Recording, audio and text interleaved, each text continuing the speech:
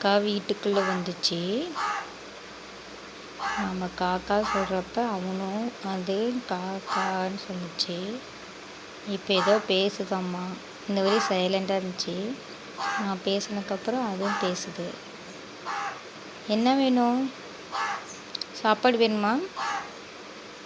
ம் நம்ம ஊக்குட்டு மாதிரி தெரியுது காக்கா.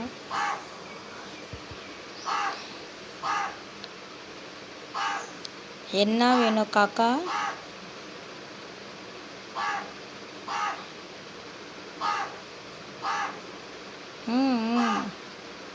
என்ன வேணும் காக்கா?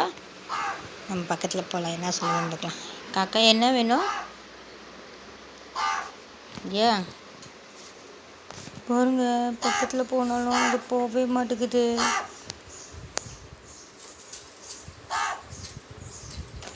ரொம்ப பக்கமாக போயிட்டேன், ஆனால் அது போகவே மாட்டேங்குது.